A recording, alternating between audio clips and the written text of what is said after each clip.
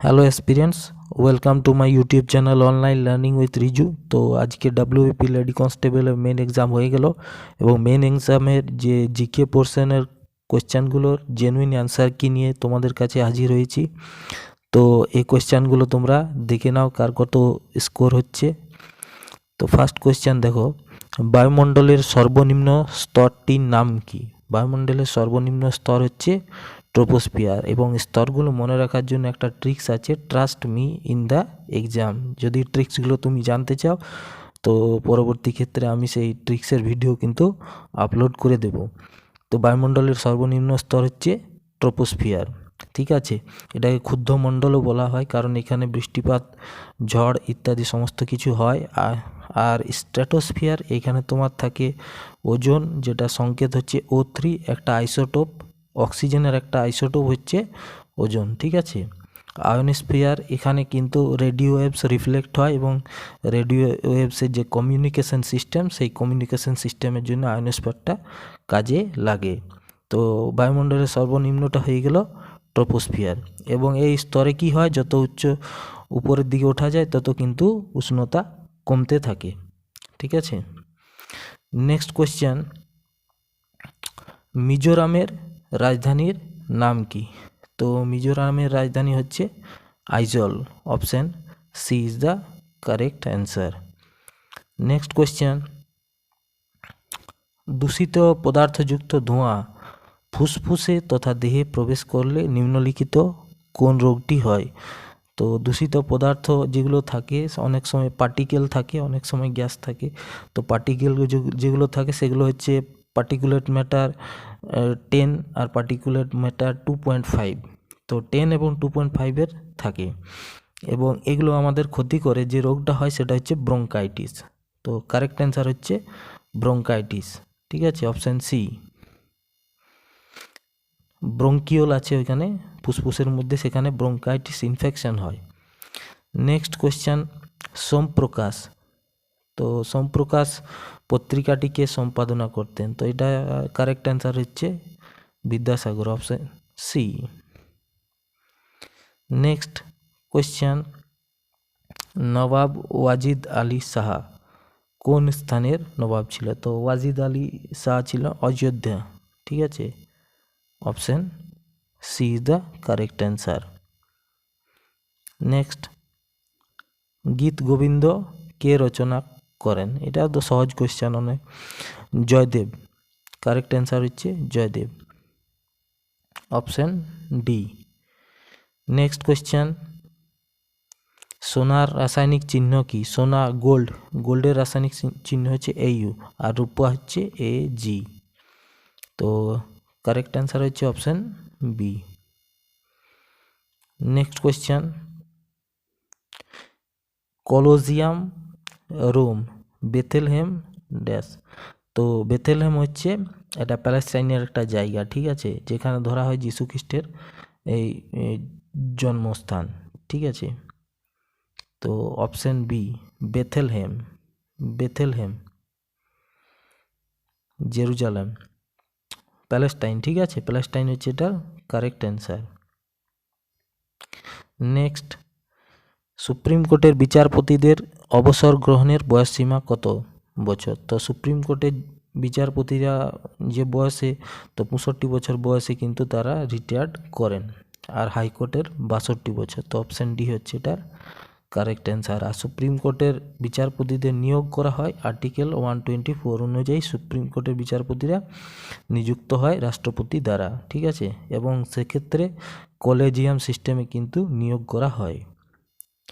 Question number 30, যেটা CGS পদ্ধতিতে তাপের একক। তো সিজিএস পদ্ধতিতে তাপের একক হচ্ছে ক্যালোরি, এবং এসআই পদ্ধতিতে জুল, আর 1 ক্যালোরি সমান 4.2 জুল, ঠিক আছে, এটা মনে রাখবে, 4.2 জুল 1 ক্যালোরি। নেক্সট, বাতাসে জলীয় বাষ্পের পরিমাণ কোন যন্ত্রের সাহায্যে পরিমাপ করা হয়? তো জলীয় বাষ্প পরিমাপ করা হয় যে যন্ত্রের সাহায্যে, সেটা হচ্ছে হাইগ্রোমিটার, ঠিক আছে, অপশান বি হচ্ছে কারেক্ট অ্যান্সার। কোশ্চেনগুলো কিন্তু খুব একটা টাফ ছিল না, সহজ ছিল। নেক্সট কোয়েশ্চেন, সীমান্ত গান্ধী নামে কোন স্বাধীনতা সংগ্রামী সমধিক পরিচিত ছিলেন, পপুলার? তো সীমান্ত গান্ধী ছিলেন খান আব্দুল গফর খান। তিনি সিভিল ডিসঅবিডিয়েন্স যে মুভমেন্ট হয়েছিল গান্ধীজি, সেখানে কিন্তু পার্টিসিপেট করেছিলেন। ঠিক আছে, তো অপশান সি হচ্ছে কারেক্ট অ্যান্সার। নেক্সট, কান্ডালা সমুদ্র বন্দরটি কোন রাজ্যে অবস্থিত? কান্ডালা। তো কান্ডালা হচ্ছে একটা শুল্কমুক্ত বন্দর এবং এটা আছে গুজরাটে। অপশান সি হচ্ছে কারেক্ট অ্যান্সার। আর গুজরাটে হচ্ছে সবচেয়ে বড় দীর্ঘতম তটরেখাযুক্ত রাজ্য। নেক্সট, প্রমাণ চাপ ও তাপমাত্রায় এসটিপিতে 1 গ্রাম অণু পরিমাণ সব গ্যাসের আয়তন কত লিটার হয়? তো দেখো 1 গ্রাম অণু মানে 1 মোল। ঠিক আছে, তো এই মোলে যত পরিমাণ গ্যাস থাকে সেটা হচ্ছে এসটিপিতে 22.4 লিটার, 22.4 লিটার। তো অপশান ডি হচ্ছে এটা correct answer, 22.4 litre. Next, energy currency কাকে বলা হয়? এনার্জি কারেন্সি মানে আমাদের যে মাইটোকন্ড্রিয়াতে শক্তি উৎপন্ন হয়, সেক্ষেত্রে শক্তির যে ইউনিট, সেই ইউনিটটা হচ্ছে কি, এবং সেই ইউনিটটাই হচ্ছে এটিপি। কি হচ্ছে? ATP, adenosine triphosphate. Option D. Next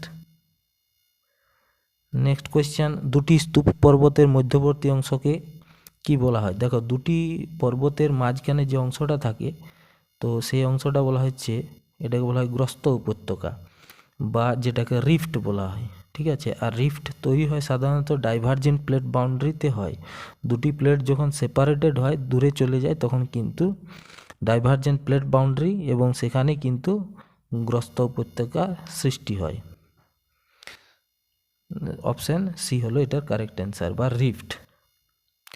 গ্রস্ত উপত্যকা দিয়ে একটা নদী গেছে, সেরকম একটা নদী হচ্ছে নর্মদা। ঠিক আছে, নেক্সট কোয়েশ্চেন হচ্ছে, নিচের কোনটি ক্ষুদ্রান্তের অংশ নয়? তো ক্ষুদ্রান্তের 3টি অংশ হচ্ছে ডিওডিনাম, ইলিয়াম এবং জেজুনাম। মিউকাসটা নয়। ঠিক আছে, তাহলে কারেক্ট অ্যান্সার হয়ে গেল mucus, option B. Next question, Ranthambore মানে আর দিয়ে আরই হবে রাজস্থান। ঠিক আছে, অপশান ডি হলো এটা কারেক্ট অ্যান্সার। নেক্সট, ইলেকট্রিক বাল্বের ফিলামেন্ট তৈরিতে নাইক্রোম ব্যবহার করা হয়, কারণ হলো, তাহলে নাইক্রোম ব্যবহার করা হয় কারণ নাইক্রোমের হচ্ছে তোমার রেজিস্ট্যান্স বা যেটা রোধ সেটা বেশি, রেজিস্টিভিটিটা বেশি, এবং রেজিস্টিভিটি বেশি হওয়ার কারণে কিন্তু তাপ বেশি উৎপাদিত হয়, এবং তাপ উৎপাদন যখন বেশি হয়, এর কিন্তু গলনাঙ্কটা আবার কম, রেজিস্টিভিটিটা বেশি, তাহলে রেজিস্টিভিটি বেশি হওয়ার জন্য কিন্তু অনেক হাই টেম্পারেচার সহ্য করতে পারে এবং বেশি উত্তপ্ত হয়, যেটা হচ্ছে হিট ফরমেশনটা বেশি হয়। কারণ হিটের যে আমরা ফর্মুলাটা জানি, জুলের সূত্র, সেটা হচ্ছে I²RT। কি ওটা? I²RT। তো আর এর সাথে সমানুপাতি, অর্থাৎ রোদ বেশি হলে হিটটা বেশি হবে, তাহলে বেশি গরম হবে, তার জন্যই নাইক্রোম তার। ঠিক আছে, অপশান এ হলো কারেক্ট অ্যান্সার। নিচের কোন নদীটির উৎপত্তি জেমু হিমবাহ থেকে হয়েছে? জেমু। তো জেমু থেকে যেটা হয়েছে তিস্তা।